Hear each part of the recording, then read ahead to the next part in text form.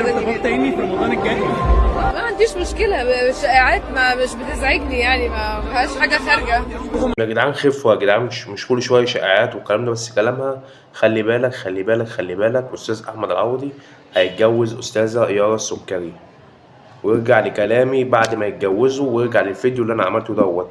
هما الاتنين أصلا مرتبطين الأيام دي، وهتشوفوا الفترة الجاية هيعلنوا عن الزواج قريب جدا، بس بعد انتهاء التصوير بتاع علي فلاي. يلا بينا.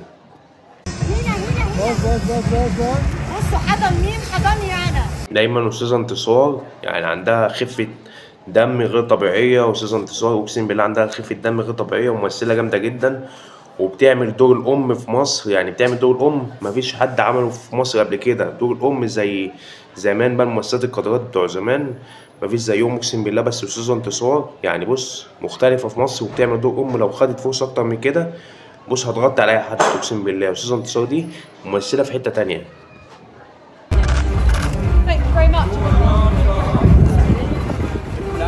اقسم بالله يا جدعان استاذ ريم سامي دي موهبه فنيه جامده جدا، والمفروض تاخد ادوار اكتر من كده. في ناس يعني في بعض الناس ظالمينها ان هي اخت محمد سامي، وما بده عشان خلافه مع استاذ محمد سامي ما بيدوش ادوار. بس استاذ ريم سامي موهبه فنيه عاليه، ولازم تاخد ادوار، ولازم ايه تنتشر في السوق اكتر من كده. اقسم بالله لازم المنتجين معظم المنتجين يدوم ادوار عشان تنتشر في السوق. وهي ملهاش علاقه باستاذ محمد سامي، هي اخته بس هي موهبه فنيه موهبه فنيه وكويسه كمان، وصراحه ظهورها بيلفت على اي حد.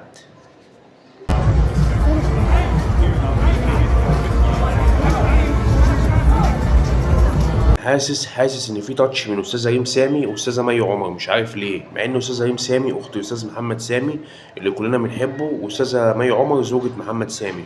بس بقى التاتش دوت زي ما احنا عارفين النسايب والكلام دوت والايه والقرايب ما بيحبوش الخير لبعضيهم. مش عارف، الله اعلم، عشان ما نحكمش على حد يا جدعان. فرحة ايه؟ فرحة الطلوعة يعني هتشتغل حاجة. الله الله الله الله. يا نورهان يا نورهان، انت شاربة على الصبح يا نورهان؟ مش كده، هو انت كل يوم محل؟ هو انت دماغك خفيفة أول الدرجة دي؟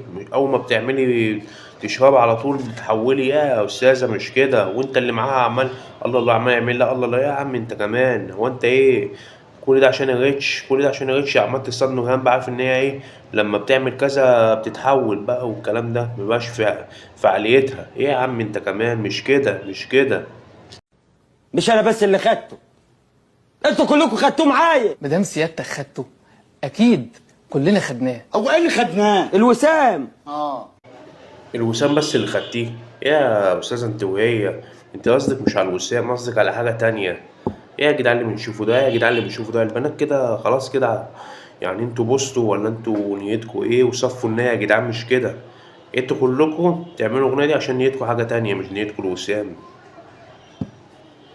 بس سؤال،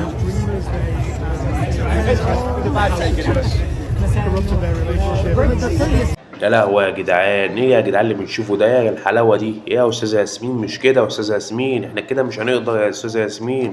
ايه يا جدعان الحلاوه؟ بص طالعه من الفيديو يعني بص حلاوه طبيعيه، مش يعني ازاي في حد يقدر في الدنيا ان هو يسيبك؟ اقسم بالله يعني الفنانه دي استاذه ياسمين صبري مكانها مش هنا، مكانها في العالميه تمثل افلام رومانسيه بقى والكلام ده. هي يا جدعان ده مش كده مش كده يا استاذه ياسمين، اقسم بالله اللي الشاشات هتفرقع من الحلاوه.